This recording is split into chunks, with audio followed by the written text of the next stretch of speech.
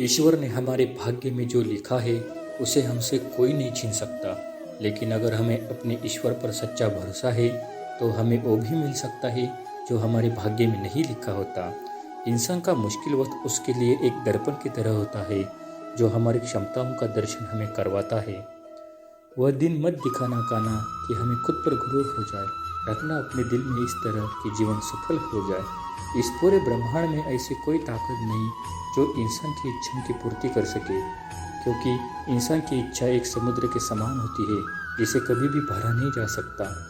जो दूसरों की तकलीफों को समझते हैं, जिनमें दया है, दिल से अच्छे हैं, उन्हें दोबारा जन्म लेना नहीं पड़ता।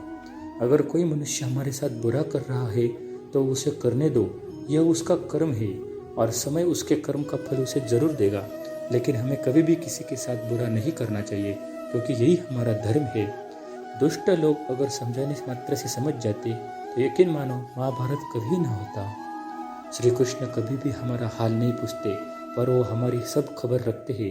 श्री कृष्ण अपने सच्चे भक्तों पे हर घड़ी नजर रखते हैं। जो हुआ वो अच्छा हुआ, जो हो रहा है वो अच्छा हो रहा है, जो होगा वो भी अच्छा ही होगा। तुम भूत का पश्चाताप न करो, भविष्य की चिंता न करो, वर्तमान में जियो। अगर आप जीवन में असफल होते हैं तो आपको दोबारा प्रयास करने में कभी घबराना नहीं चाहिए, क्योंकि जब आप दोबारा प्रयास करते हैं तो आपकी शुरुआत शून्य से नहीं बल्कि आपके अनुभव से होती है। जिंदगी में सदैव अवसरों का आनंद लेना चाहिए, लेकिन किसी के भरोसे को तोड़कर नहीं। इस संसार में मनुष्य किसी भी रूप में बड़ा नहीं होता, बल्कि मनुष्य के पीछे जो ताकत खड़ी होती है वो ज़्यादा बड़ी होती है। मनुष्य अपने सच्चे हृदय से जो दान दे सकता है वह अपने हाथों से नहीं दे सकता, और मौन रखकर हम जो कह सकते हैं वह अपने शब्दों से नहीं कह सकते। अंतकाल में जो मनुष्य मेरा स्मरण करते हुए देह त्याग देता है वह मेरी शरण में आता है। इसलिए मनुष्य को चाहिए कि अंतकाल में मेरा चिंतन करे। जिस व्यक्ति के पास संतुष्टि नहीं है उसे कितना भी मिल जाए वो असंतुष्ट ही रहेगा। श्री कृष्ण जी कहते हैं, जिस व्यक्ति को आपकी कद्र नहीं उसके साथ खड़े रहने से अच्छा है आप अकेले रहें। यदि आप किसी के साथ मित्रता नहीं कर सकते हैं तो उसके साथ शत्रुता भी नहीं करनी चाहिए। जब आपके जीवन के चारों ओर हताशा और निराशा हो, जब दुख ने आपको हर जगह से घेर रखा हो, तब आप सच्चे मन से श्री कृष्ण जी के नाम का दीपक जलाना और अपना सब हाल श्री कृष्ण को सुना देना। श्री कृष्ण स्वयं आपके सब दुख हरने आएंगे। तुम उसके लिए शोक करते हो जो शोक करने के योग्य नहीं है। बुद्धिमान व्यक्ति न जीवित और न ही मृत व्यक्ति के लिए शोक करते हैं। मनुष्य का जीवन केवल उसके कर्मों पर चलता है। जैसा कर्म होता है वैसा उसका जीवन होता है। क्रोध की अवस्था में भ्रम जन्म लेता है। भ्रम बुद्धि को नष्ट कर देती है। बुद्धि के नष्ट होते ही व्यक्ति का पतन हो जाता है।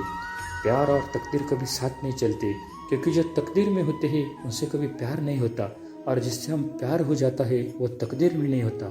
खाली हाथ आए खाली हाथ वापस चले जाओगे। आज तुम्हारा है, कल किसी और का था, परसों किसी और का होगा। तुम जिन्हें अपना समझकर मगन हो रहे हो, बस यही प्रश्नता तुम्हारे दुखों का कारण है। हर कीमती चीज को उठाने के लिए झुकना ही पड़ता है। माँ और पिता का आशीर्वाद भी इनमें से एक है। वह जो सभी इच्छाएं त्याग देता है, मैं और मेरा की लालसा तथा भावना से मुक्त हो जाता है, उसे शांति प्राप्त होती है। अगर व्यक्ति शिक्षा से पहले, संस्कार, व्यापार से पहले व्यवहार और भगवान से पहले माता पिता को पहचान ले तो जिंदगी में कभी कोई कठिनाई नहीं आएगी। फल की अभिलाषा छोड़कर कर्म करने वाला पुरुष ही अपने जीवन को सफल बनाता है।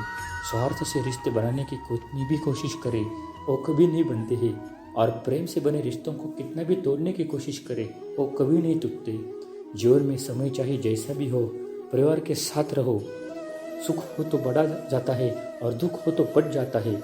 जब आप प्रभु के साथ जुड़ जाओगे तो आपकी परीक्षा आरंभ हो जाएगी। कुछ लोग इसे दुख समझते हैं तो कुछ लोग प्रभु की कृपा। बुरे कर्म करने नहीं पड़ते, हो जाते हैं, और अच्छे कर्म होते नहीं, करने पड़ते हैं। अहंकार मत कर किसी को कुछ भी देकर, क्या पता तू दे रहा है या पिछले जन्म का कर्जा चुका रहा है। अहंकार मत कर किसी को कुछ भी देकर, क्या पता तू दे रहा है या पिछले जन्म का कर्जा चुका रहा है।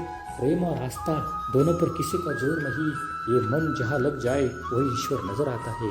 जीवन में आधे दुख इस कारण जन्म लेते हैं क्योंकि हमारी आशाएं बड़ी है, और इन आशाओं का त्याग करके देखो जीवन में सुख ही सुख है। राधा कृष्ण का मिलना तो बस एक बहाना था, दुनिया को प्यार का सही मतलब समझाना था। राधा ने श्री कृष्ण से पूछा, प्यार का असली मतलब क्या होता है? श्री कृष्ण ने हंसकर कहा, क्या मतलब होता है वह प्यार ही कहा होता है। जीवन ना तो भविष्य में है और ना ही अतीत में, जीवन तो बस इस पल में है, केवल इस पल में। प्रेम एक ऐसा अनुभव है जो मनुष्य को कभी परास्त नहीं होने देता, और घृणा एक ऐसा अनुभव है जो मनुष्य को कभी जीतने नहीं देता। लोग कहते हैं अपनों के आगे झुक जाना चाहिए, किंतु सच बात तो यह है जो अपने हैं वो कभी झुकने नहीं देते। इस संसार में मूर्ख व्यक्ति, अधर्मी, अज्ञानी और नास्तिक प्रकृति का व्यक्ति मेरी शरण स्वीकार नहीं करता। जीवन में आधे दुख इस कारण जन्म लेते हैं क्योंकि उनसे आशाएं बड़ी होती है। इन आशाओं का त्याग करके देखो, जीवन में सुख ही सुख है। जो दूसरों की तकलीफों को समझते हैं, जिनमें दया है, दिल से अच्छे हैं, उन्हें दोबारा जन्म लेना नहीं पड़ता। यदि कोई व्यक्ति प्रेम से, भक्ति से पुष्प, फल, जल भी मुझ पर चढ़ा दे तो उसी भाव से उसे स्वीकार करता हो, वह मेरा प्रिय भक्त होता है। मन की गतिविधियों, होश, श्वास और भावनाओं के माध्यम से भगवान की शक्ति सदा तुम्हारे साथ है और लगातार तुम्हें बस एक ही साधन की तरह प्रयोग कर सके सभी कार्य कर रही है। आत्मा न तो जन्म लेती है, न कभी मरती है, और न ही इसे कभी जलाया जा सकता है, न ही पानी से गिला किया जा सकता है। आत्मा अमर और अविनाशी है। अंत काल में जो मनुष्य मेरा स्मरण करते हुए देह त्याग करता है वो मेरी शरण में आता है। इसलिए मनुष्य को चाहिए कि अंत काल में मेरा चिंतन करे। प्रहलाद जैसा विश्वास हो, भिलने जैसी आस हो, द्रौपदी जैसी पुकार हो, मीरा जैसा इंतजार हो, कृष्ण को आना ही पड़ता है। जब हम स्वयं जीवन के शिल्पकार हैं तो चलो हम अपनी मुश्किलों को हराते हैं, जीवन में मुस्कुराते हैं। जो मन को नियंत्रित नहीं करते उनके लिए वो शत्रु के समान कार्य करता है। आत्मज्ञान की तलवार से काटकर अपने हृदय से अज्ञान के संदेह को अलग कर दो। अनुशासित रहो, उठो, मान अपमान, लाभ, हानि, खुश हो जाना या दुखी हो जाना, यह सब मन की शरारत है। लोग आपके अपमान के बारे में हमेशा बात करेंगे। सम्मानित व्यक्ति के लिए अपमान मृत्यु से भी बदतर है। अगर तुम अपना कल्याण चाहते हो तो सभी उपदेशों, सभी धर्मों को छोड़कर मेरी शरण में आ जाओ, मैं तुम्हें मुक्ति प्रदान करूंगा।